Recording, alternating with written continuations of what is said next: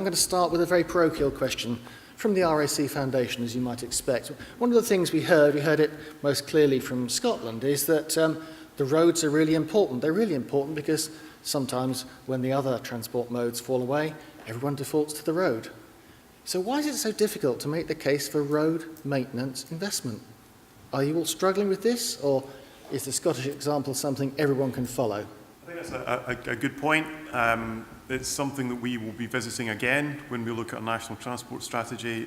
We had, I think that's just the dint of political reality. We obviously had a very ambitious SNP government come into to power 10 years ago and took the opportunity to take forward some long cherished schemes that they had as a party. But they do understand asset management. As I say, we were successful last summer in terms of getting money ploughed back into existing infrastructure. Ministers do understand that, and they also have understood that by dint of the outcome from the Scottish budget, which has been set a one-year spending review. But it's a fine balance, I think. You do need to invest in new or upgrade. There's absolutely no doubt about it. You know, I've been down in England many times, and you know, you have pressure points. You have, like us, you had, you know, in and around East Anglia, you have long roads which are single carriageway. They need to be upgraded. So it's a balancing act, but I think it's down to us as leaders of our organisations to articulate that way that we can make it easy for those in power and those with their hands in the budget strings. So how are you finding it, Garrett? Is the new mayor for London interested in road maintenance? Didn't say anything about it yet, I've heard. I suppose just in terms of a little bit of history, in terms of TfL's experience in this, obviously the balance for us is between investment, not only in maintenance versus new build, etc., but it's also the balance between investment in public transport in all its forms and road investment. In the early years of TfL, the focus was very much on public transport investment, both in terms of renewal and upgrade, and continues to be.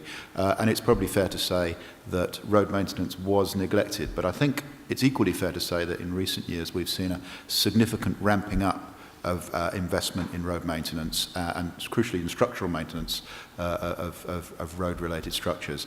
And that has been coupled with an increasingly sophisticated level of asset management prioritisation, such that the money we do spend now, I think, is much more efficiently and better spent and much better prioritised.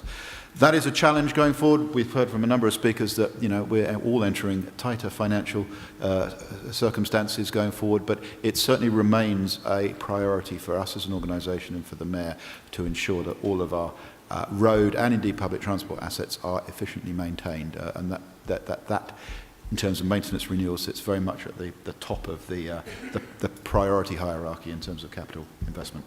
That's reassuring. Peter, early days of Transport for the North, some of us could be forgiven for thinking it was all about the trains. Yes, no, it's not. I think one of the issues that we've had is we've always struggled to include wider economic benefits and transformation in terms of bids for roads. I think we've always been very parochial, so we've got too close to the telly and all we can see is the white dots, and we've had people saying my area is most important and my scheme. I think what we've got to do is, because we haven't had a long-term plan, there's been a lot of stop-start investment. So I think by having a longer-term plan like Transport for Scotland, like TfL and other colleagues on the table are going for, I think we can start to say to the public, okay, this is our investment over a longer period, and actually start to say to businesses, this is the return you will get on your investment. And I think by taking that bigger picture and that longer-term view, you will be able to make a more compelling argument for further investment. Does that echo? Martin, Mark? So there's two things that strike me. One is a lot of us have talked about the importance of seeing transport infrastructure, indeed infrastructure in the round, as being economic enablers. And I think we've already touched on the fact that the way we approach appraising the investment actually tends to underestimate, and actually it's an issue I think that in truth Department for Transport understand we need to get better understanding why we're making these investments. And with that in mind, then clearly the way in which local authorities' funding is determined is changing quite significantly. And indeed, with the change in the way in which business rates are going to be managed, there is a real incentive to make sure that we do everything to improve the success of the economy, because actually a successful economy will generate the kind of revenues that will make some of the other services provided in local communities more sustainable moving forward. But equally, we need to be open to the fact that changes in the way which will be delivered. The one that I think we haven't yet really thought about, and it's coming, and I think we need to have a conversation, and people like the subnational transport bodies are starting to tap into this, partly because of the major road network discussion, is that from 2020, vehicle excise duty is ring-fenced for investment in roads. Now, at the moment, the government's proposal is that it will be allocated to Highways England. Now, I have nothing to suggest that we shouldn't be investing in Highways England networks, but the point about the major road network is that actually gets across the point that what's important for the economy is a combination of Highways England's roads and some of the more significant local transport authority owned roads. So if there is going to be a ring-fence fund from the vehicle excise duty to invest in national roads, we need to think about how we use concepts like the major road network to actually see how we use that to the best effect. Thank you. Mark? I think one of the key points that I would make in this whole area around particularly maintenance is we have to take advantage of the opportunities that will be presented through devolution. And I think there's a real danger sometimes when it comes to investment that we could very easily try to replicate what we've always done. And sometimes that could stand in the way, and it could almost prevent us from making the right choices and making the right investment and moving forward quickly. So I think through devolution, we would be hoping to see the opportunities created at the regional level where we don't necessarily hold ourselves,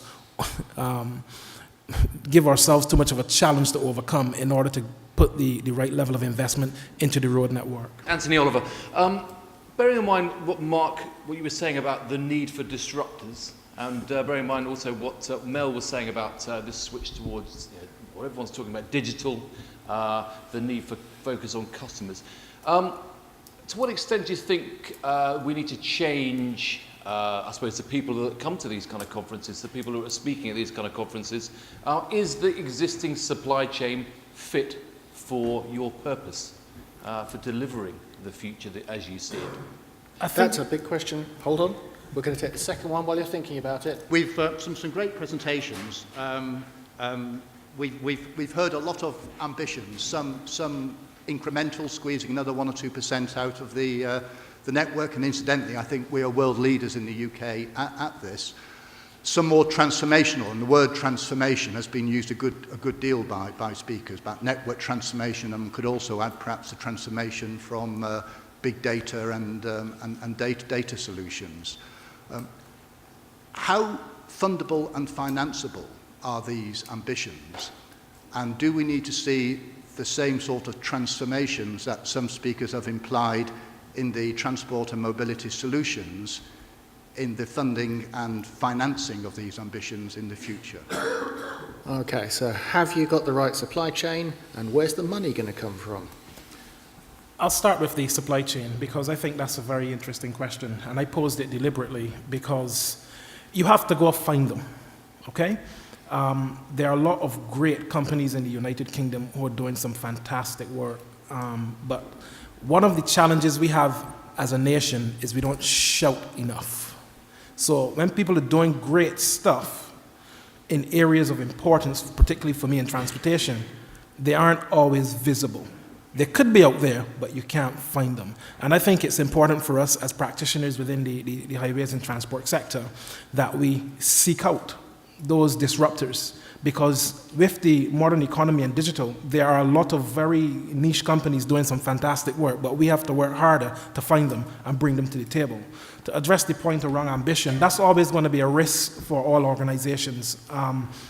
We set out grand ambitions, and sometimes it can be really difficult to take on the financial risk that comes with it, and also to tackle the political risk that sits alongside it. So I think, yes, we have big ambitions, but there will always be the risk financially, and there will always be the risk politically, and it will take very strong and effective leadership if we're going to achieve the ambitions that we've set out. Hugh, then Martin.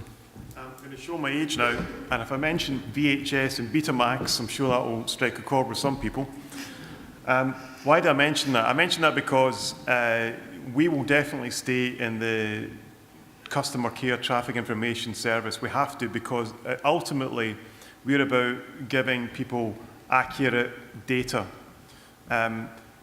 Last year, who saw the explosion of Pokemon Go?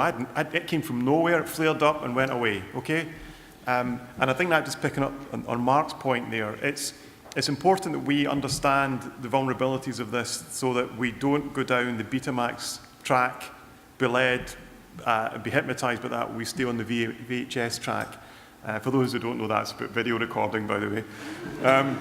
Because if we don't, then we'll get lost in what we're doing. So we need to keep scanning this. I said sometimes we will not be able to keep pace. That's what governments are about, or the kind of organisations we represent are about. But we have to understand they can be there, they can work for us, but they could work against us. So it's going to be a tricky one to steer through, but we will need to steer our way through it. Okay, Martin? I'm going to flip your question round, because I think the challenge for us is, are we fit to actually meet the opportunities that are being created by the supply chain and by the entrepreneurs? Because I think one of the transformations I would argue we as a profession and we with political leadership need to think about is, how do we become more of an enabler rather than some organisation or grouping which thinks we need to both identify the challenge and own the solution. I spent some time working for one of the government's catapults, and I was staggered at how much was already going on there that I knew nothing about and which had been around for 3 or 4 years. So I think the challenge for us is, are we fit for purpose to actually enable us to tackle some of that? And I think that leads into the second point about, if we are better fit for thinking about how do we enable some of that innovation to come forward, I'm pretty confident that there's investors out there, both nationally and internationally, who will see that we have a good product. We have the UK, we've got tremendous assets. How do we actually make it easy for them to come and invest in our shared ambition for the future? Peter, then Garrett. Yeah, I think for me, actually the conversations that we're having is the private sector wants to invest in infrastructure. The question is, how do we engage with them, particularly when we don't have point of use for road? So I think government and the profession has got to see about how we can do that. If we get the economic growth, that means there's more tax receipt, which could go into local maintenance and various other things like that. So one has got to go hand in hand with the other. I think one of our biggest problems is that we don't celebrate success. So we build something, we move on, we build the next thing. And the other thing is, we haven't got the data to tell the people the difference that we've had. So you know, if you take Amazon, you buy a book, they tell you your next 4 books you want to buy, and by the way, this record, and various other things like that. What we can't do is to say, we've put this piece of infrastructure in, whether it's road, rail, or whatever it may be. This is the difference it's made in your lives. And a bit like your running app, by the way, this is how it's improved, and actually, you know, it was taking you 45 minutes and now it's only taking you 30. We don't say to businesses, do you want to give everyone a 10% pay rise and it'll cost you nothing? Because actually, if you allow people to work from home and then travel off-peak when it's cheaper and there's Wi-Fi on the route and people are still, it's part of your working day, how do we make better use of the infra? I think it's all about this. I'm not sure I'm the right age group to come up with it. I think there's smarter, younger people to do it. The problem is, are they being listened to? And I think there's a big thing about, you know, if you carry on doing what you've always done, expecting a different result, that's called stupidity. So I think we've got to be more open about saying, because what will happen is technology will overtake us and we'll still be thinking, oh, we've got to do an outline business case. So we've got to think about how we do things differently. Garrett, what's it like to be awash with money? Well, I was going to make... I was going to make the same point as Martin, to be honest, that this is as much a challenge for us to change. You know, I think the speakers touched on, you know, the extent to which you can touch on incremental improvement and transformational improvement. The answer, of course, is disruptive technology is going to both help and hinder you in both of those things. It could be a force for incredible good. You know, we're increasingly working with people like Waze and Google and so on, and using mobile phone data and so on to inform our real-time network operations and decision-making and so on. And on a bigger scale, of course, you know, the changes that are being wrought, for example, in the private hire industry and the availability of cheap quasi-private transport into the market, could be a force for incredible good if it's about reducing car dependency in an urban city, the need to own cars, etc. Could free up space on our road networks. On the other hand, if it takes people off 87-seater buses and puts them into cars, even if they're going to have 2 or 3 or 4 people in them rather than 1.2 in the future, it could actually make our job to manage the network and keep it moving very hard. But I think I'll just leave you with one thought that you know, in terms of how it's changing us. You know, we in London have for a long time benefited from probably one of the world's most integrated payment platforms for public transport in terms of the Oyster system and now contactless payment and so on. It is literally cutting edge to sort of around the world, and people look at it and so on. Suddenly, we look like we're in the foothills of integrating all of this stuff because of the advent of disruptive technology and so on. And if you start to think about, you know, concepts of mobility as a service and mass and where we're going in the future, why haven't we integrated what we do on public transport with what we do on the congestion charge yet? Why haven't we integrated it with cycling? Why aren't we integrating it with car clubs? And how can we work with private sector modes of transport to start to integrate a genuinely integrated transport offer, not public transport, not private transport, not road, not rail, not bus, transport offer. And suddenly, all of those things are going to become very possible. And we have a choice as public authorities as to whether we're going to lead that revolution and work with the private sector and shape it and change it and deliver our transport strategies, or whether we're going to get caught on the back foot and it's going to happen around us and we will be forever running to catch up, and our regulations, our strategies and so on will very rapidly go out of date unless we are at the forefront of that debate. More of an observation than a question, so it might sort of open up another debate, but it'd be good to get the panel's views. And it's great to hear the enthusiasm and passion of the speakers today and all the fantastic work they're doing in the regions. But there does seem to be a bit of an inconsistency at a national level, where in the southeast, the east of England and the southwest, there aren't these equivalent emerging subnational transport boards. And listening to what Martin said, and I think I agree with the sentiment that government are attracted to the key route network and the concept possibly of transferring some funding, isn't there a need for the whole country to be represented by these organisations rather than having potentially a two-track sort of nation, if you like, in regard to this process?